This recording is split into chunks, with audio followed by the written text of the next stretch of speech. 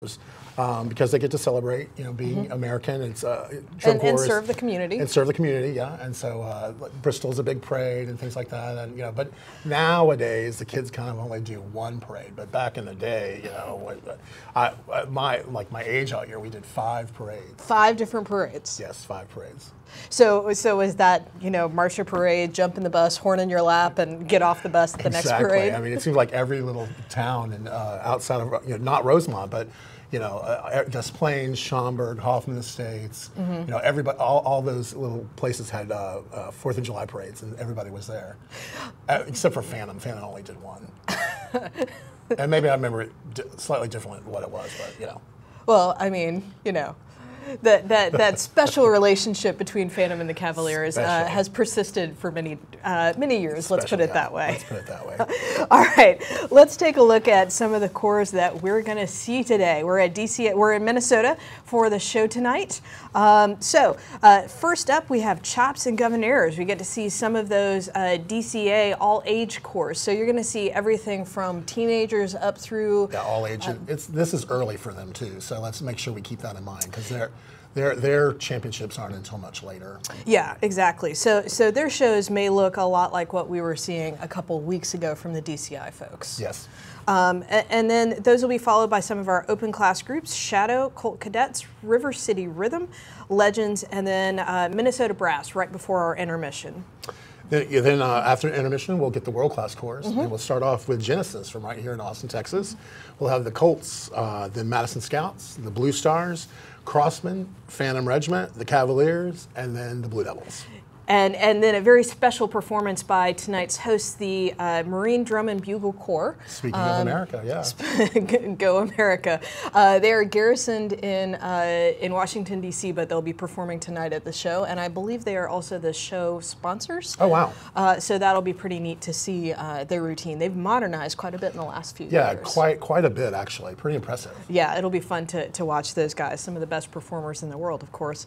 And as you mentioned, this is the first time that the Blue Devils are coming to the center of the country. So let's take a look at where they ended up last week at the Rose Bowl show last Saturday, which we brought you here on FloMarching.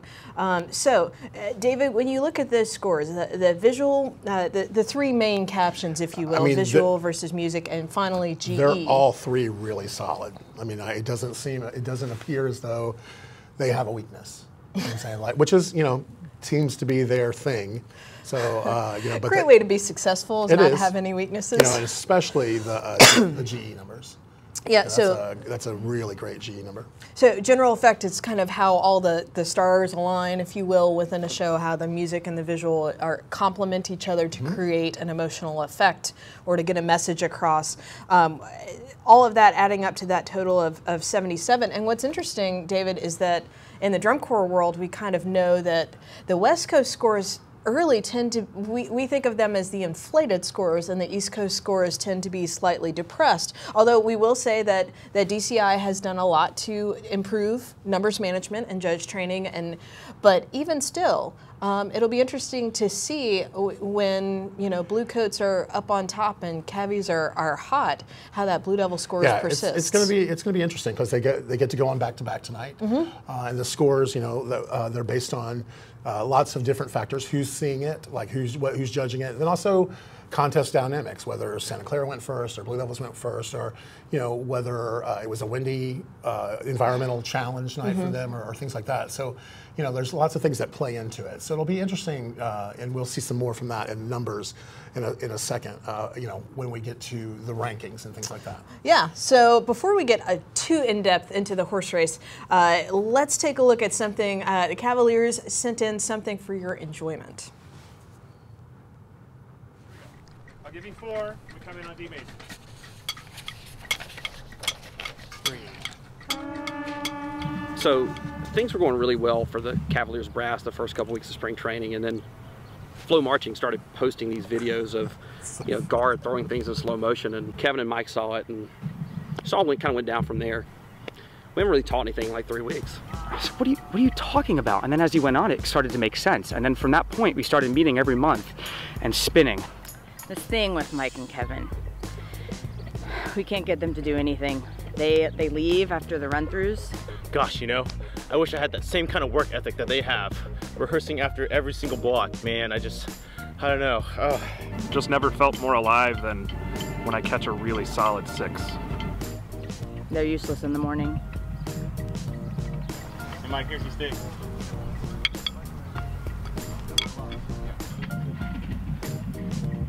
Well, in our latest episode, we learned that Michael Martin's a poor arranger. Well, we already knew that, right? So maybe color guard's his new thing?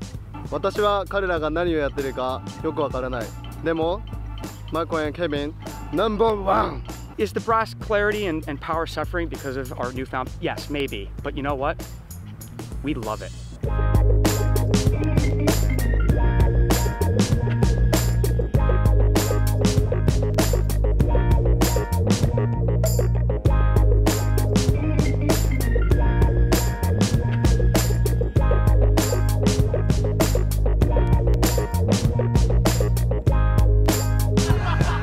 Oh, it's always astounding what talented people can do with their stupidity. Always.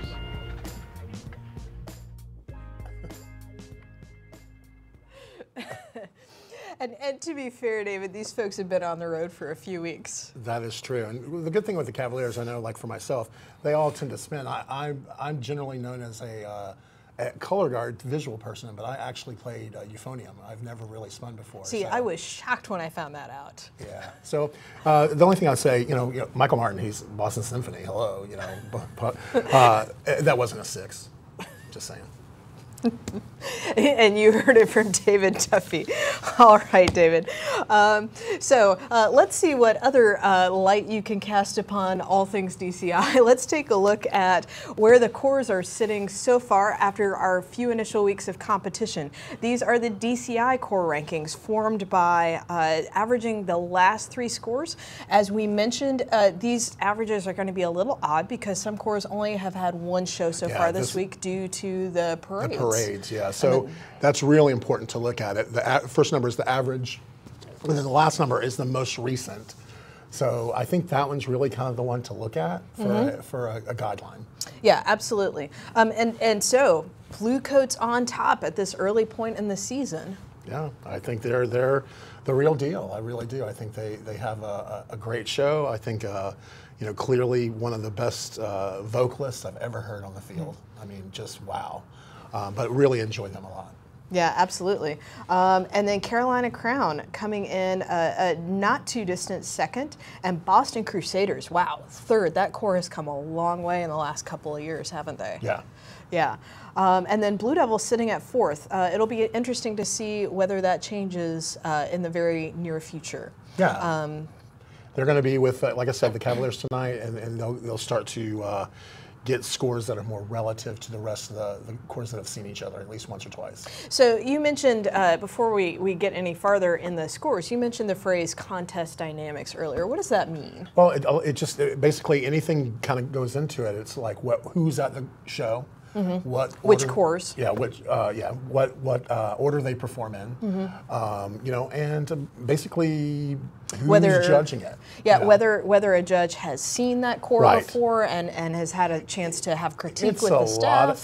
These cores now and like what they're doing, it's a lot to digest. Absolutely. It's a lot to understand, like exactly what's going on in one show. So you know, depending on who's here, if they've seen the Blue Devils or they've seen the Cavaliers, I mean that could sway that, and then, you know, as well as the other cores. And then even things you mentioned like whether it's windy that night and the color guard can't catch the solo, or whether, you know, are you on time to the show site and got all your warm-up in, or did your equipment truck break down that day? Or, yeah, absolutely. Live and die by the electronics, or maybe your soloist is under the weather, you know. Good nights, bad nights. So it's always nice to have all the groups together so we get a clean read on those contest dynamics. Santa Clara duking it out with BD this year, sitting right there in 5th, breathing right down their neck. Yeah. With their entertaining production Babylon. Yeah, I love it. You know, I just think it's real creative. Again, I think all these numbers are pretty relative. We'll see how the mix, once they're all thrown into the same soup, we'll see. Absolutely. Cadets sitting 6th right now, right next to Cavaliers, who we'll see tonight. And then the next neighborhood down, Phantom Regiment, Blue Stars, Mandarins.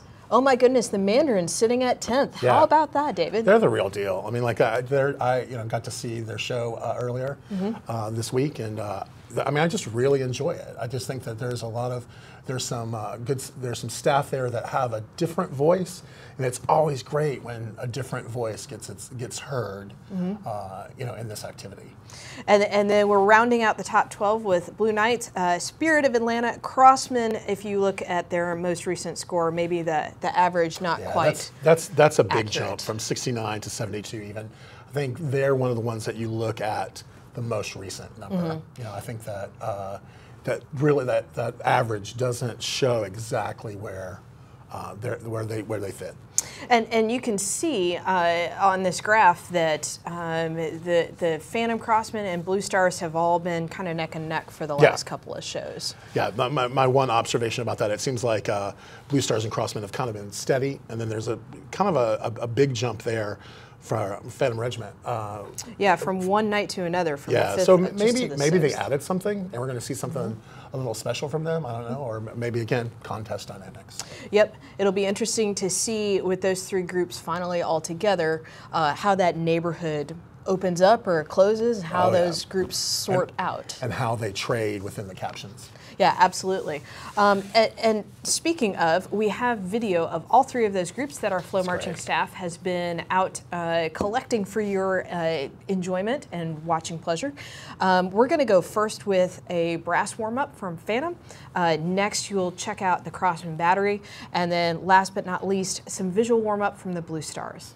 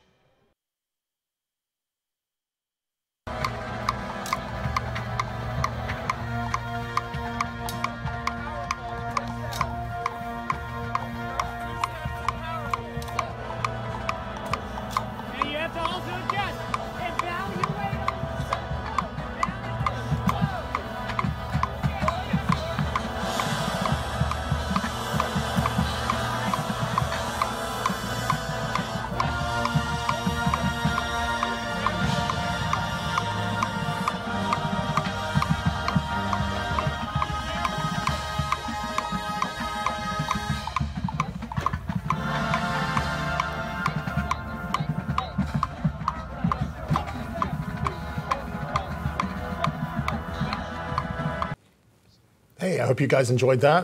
Again, some videos of what's going on during the warm-up part of the shows from Crossman, Phantom Regiment, and Blue Stars. Great to see those corps that we'll be seeing tonight in early action. We hope you've enjoyed our pre-show here today from Austin, Texas. This has been Taking the Field. We'll be back with you after the scores. We're going to go live now to DCI, Minnesota for the national anthem on the field. From Austin, Texas, Genesis.